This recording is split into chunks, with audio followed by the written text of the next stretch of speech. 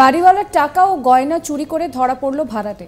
ঘটনাটি ঘটেছে বারাসত থানার হৃদয়পুরে। ঘটনার জেরে পুলিশ গ্রেফতার করেছে ভাড়াটে কোয়েল দেবনাথকে। সিসিটিভি ক্যামেরায় ধরা পড়েছে সেই চুরির ছবি।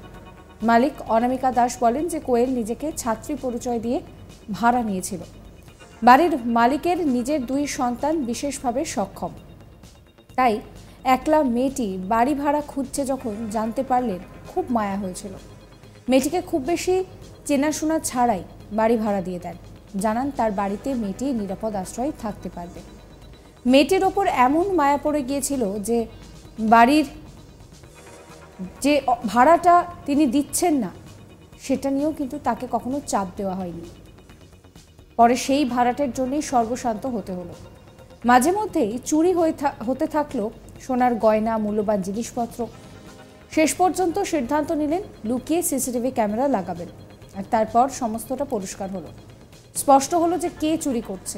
শেষ পর্যন্ত পুলিশের হস্তক্ষেপে চোর ধরা পড়ল। চুরি যাওয়া জিনিসপত্র খানিকটা উদ্ধার হয়েছে।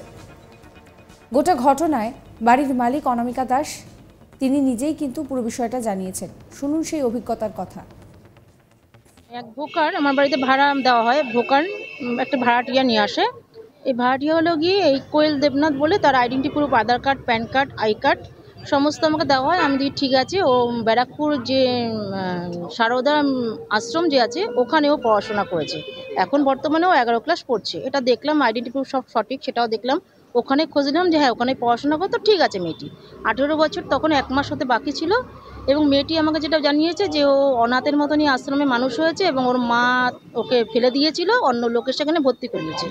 শুনে আমার যথারীতি খুবই খারাপ লেগেছে, কেন আমার 2টো বাচ্চা প্রতিবন্ধী, আমি স্পেশাল চাইল্ডসের মা। এবার আমি ঠিক আছে বাবু, তুমি যেখানে এসেছো কোনো অসুবিধা নেই, তুমি থাকো আমার বাড়িতে ভাড়া, তুমি সেফটিভাবেই থাকবে, তোমার কোনো অসুবিধা নেই। এবার বর্তমান হলো গিয়ে ওই ঘরটা আমি চট করে ভাড়া দিই না। এবার এনেছে, আমারও পয়সার দরকার, আমি ভাড়া দিয়েছি, কিন্তু ওটার পায়খানা বাথরুম বা কিচেন নেই। আমি কি যেহেতু আমাদের হোম ডেলিভারি বিজনেস, বলছি আপনার এখানেই আমি খাবো, পয়সা একটু কম নিলে। আমরা 50 টাকা করে নিতাম, ও 2 বেলা খেত। এবার তারপরে কথা হলো গিয়ে, এইবার ওকে আমি কি করেছি, আমার মেন ডোরে যে লকের চাবিটা ওর কাছে রাখা হতো, কারণ আমি যদি কোথাও বেরোতাম, ও যদি বাথরুম যাবে তাহলে কী করে যাবে, রাখা হতো। এবার মেয়েটি এতটা ইনোসেন্ট দেখে আমার কোনোদিনই ওর মেয়েটির প্রতি কোনো খারাপ উদ্দেশ্য বা সন্দেহ হয়নি। এবার সেই জায়গায় দাঁড়িয়ে আমি যখন প্রথম প্রায় নভেম্বর মাসে হঠাৎ আমি লোন তুলেছিলাম বন্ধন থেকে। লোন তুলে আমি ঘরে রেখেছি টাকাটা, আমার বাড়িতে কাজ হচ্ছিলো, আমি তার জন্য। এবার আমি আমার বড় ছেলের শরীর অসুস্থ হয়েছে বলে আমি আমার বাবার বাড়ি দুর্গানগর চলে গেছিলাম ওখানে ট্রিটমেন্টের জন্য। এবার বাড়িতে এসে দেখি আমার লকারের চাবিটা লকারে রেখেছে। আমার হাজব্যান্ড ভুল করে লকারের চাবিটা লক করে চাবিটা নেয়নি, ভুল করে রেখে চলে গেছে। ছেলে শরীর খারাপ বলে, মাথা খারাপ হয়ে গেছিলো, চলে গেছে। এইবার এসে দেখছি আমার ওই দরজার মেন দরজা খুলে, আমার দরজার লক অন্য ধরনের লক সিস্টেম, ওই লকটাকে ধাক্কা মারতে মারতে খুলে যায়। ধাক্কা মেরে ওই দরজা খুলে আলমারির চাবি দিয়ে খুলে ওই লকের চাবি বের করে নিয়ে তারপরে কি করলো, ওই আলমারির থেকে আমার 10,000 টাকা নিই, অত টাকার মধ্যে 10,000 টাকা নিই। এবার খোঁজ কে নিয়েছে ওর সামনে আমরা অনেকবার বলছি বাবা কার এত সাহস, এরকম ধরনের অনেক বাজে ওরকম ধরনের মানে নাটকীয় কথাবার্তা বলছে। তো আমরা ওরা সন্দেহ করিনি।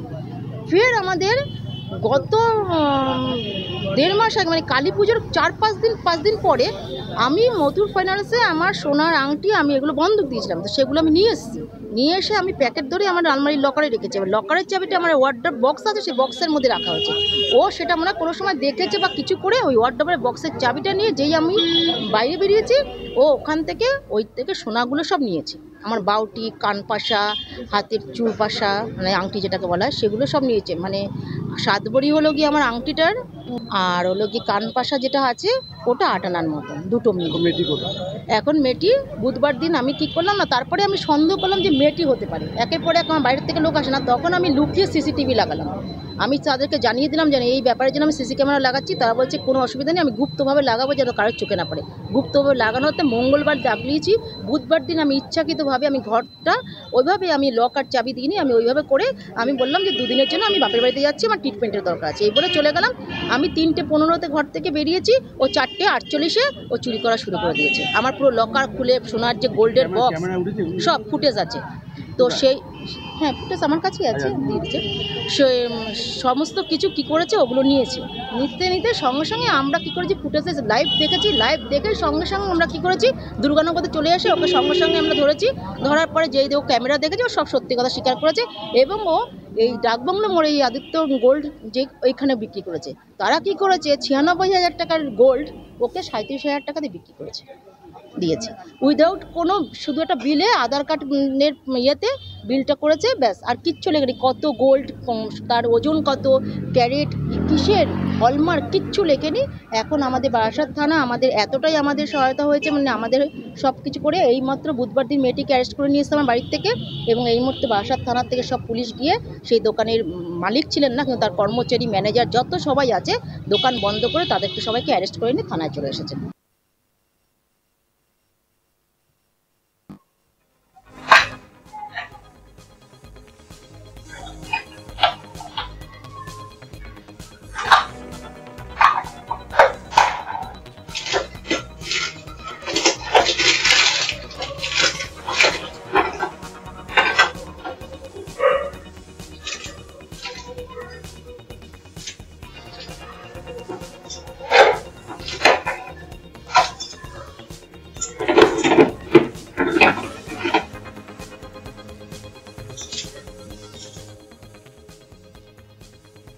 সমস্ত খবরের আপডেটের জন্য সাবস্ক্রাইব করবেন আজ তাক বাংলার ইউটিউব চ্যানেলকে, ফলো করবেন আজ তাক বাংলার হোয়াটসঅ্যাপ চ্যানেল।